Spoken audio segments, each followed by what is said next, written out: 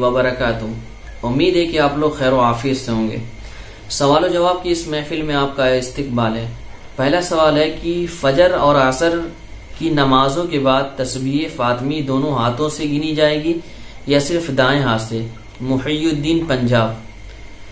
تو چاہے فجر اور عصر کی نماز کے بعد تسبیح فاطمی ہو یا کوئی اور وقت میں آپ تسبیح پڑھ رہے ہو، دونوں کا حکم برابر ہے، یعنی آپ دائیں اور بائیں دونوں ہاتھ سے شمار کر سکتے ہیں، دونوں ہاتھوں پر تسبیح بھی پڑھ سکتے ہیں۔ ایک سوال ہے، کیا فرد نمازوں کے بعد آیت الکرسی پڑھنا ثابت ہے؟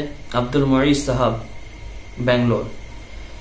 تو بھائی آپ سے یہ کہوں گا کہ فرد نمازوں کے بعد درود شریف پڑھنا ثابت ہی نہیں بلکہ تاکید ہے یہ پڑھنے کی، بلکہ ایک حدیث کے اندر آتا ہے، حضرت علی رضی اللہ عنہ سے منقول ہے، اللہ کے رسول صلی اللہ علیہ وسلم نے ارشاد فرمایا کہ جو شخص ہر فرد نماز کے بعد آیت الکرسی کی پابندی کرے، جو شخص ہر فرد نماز کے بعد آیت الکرسی کی پابندی کرے تو اس کو جنت میں داخل ہونے سے سوائے موت کی کوئی چیز نہیں روک سکتی، یعنی موت کے علاوہ کوئی چیز اس کو جنت میں داخلے سے نہیں روک سکتی۔ ایک دوسری حدیث کے اندر ہے کہ جو شخص ہر فرد نمازوں کے بعد آیت الکرسی کی پابندی کرتا ہے، اللہ رب العزت دوسری نمازوں تک اس کی حفاظت کرتے ہیں، دوسری نمازوں تک اس کی حفاظت کی ذمہ داری لے لیتے ہیں۔ اس لیے اللہ رب العزت ہمیں بھی توفیق دے پڑھنے کی اور اس پر عمل کرنے کی۔ ایک سوال ہے کہ جامع مسجد کے کچھ مصلی حضرات نماز کے لیے جگہ متعین کر لیتے ہیں، تو ان کا ایسا کرنا کہاں تک صحیح ہے؟ شبیر احمد بہرائچ۔ چاہے مسجد ہو یا اسی طریقے سے کوئی اور دینی محفل ہو، مجلس ہو، جو پہلے آئے وہ پہلے بیٹھ جائے، جو پہلے آتا وہ پہلے بیٹھنے کا مستحق ہوتا ہے۔ باقاعدہ مسجدوں کے اندر اپنی جگہ کو مخصوص کر لینا اور اسی کو متعین کر کے اس کے علاوہ دوسری جگہ نہ بیٹھنا، یہ مکروہ ہے۔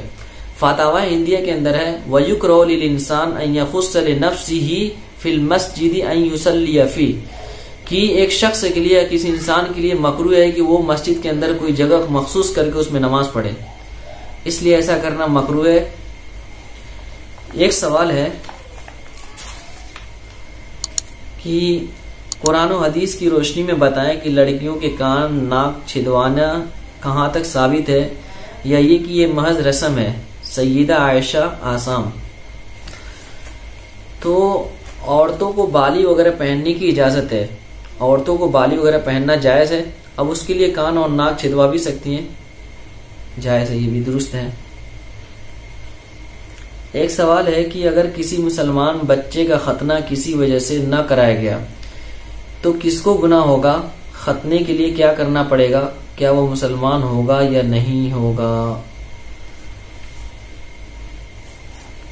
بھائی ختنہ کرنا یہ سنت ہے اور شعار اسلام میں سے۔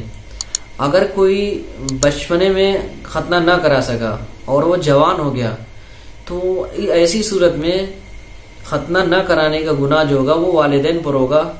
والدین جو ہوں گے یہ ملامت کے قابل ہوں گے، بچے پر کوئی ملامت نہیں ہوگی۔ البتہ جوانی کے عالم میں وہ ختنہ کرائے گا یا نہیں کرائے گا، اس سلسلے میں یہ ہے کہ اگر وہ برداشت کرنے کی طاقت رکھتا ہو، اگر اسے تحمل ہو تو کرا سکتا ہے، اور اگر تحمل اور برداشت کی طاقت نہ ہو تو نہ کرائے۔ ٹیکنالوجی اتنی ترقی کر گئی ہے کہ آج تحمل اور برداشت بھی ہو جائے گا، معلوم بھی نہیں ہوگا، پتہ بھی نہیں چلے گا۔ اور رہا اس کو اسلام سے خارج کرنا، یعنی جو ختنہ نہ کرائے ہو، اگر کوئی شخص ختنہ وغیرہ نہ کرا پایا ہو تو اس کو اسلام سے خارج سمجھنا یہ بیوقوفی ہے۔ اگر وہ دل و جان سے احکام خداوندی کو مانتا ہو، تسلیم کرتا ہو تو اس کے اسلام مسلمان ہونے میں کوئی شک نہیں ہے، مسلمان ہے گرچہ ختنہ نہ کرایا ہو۔ السلام علیکم ورحمۃ اللہ وبرکاتہ۔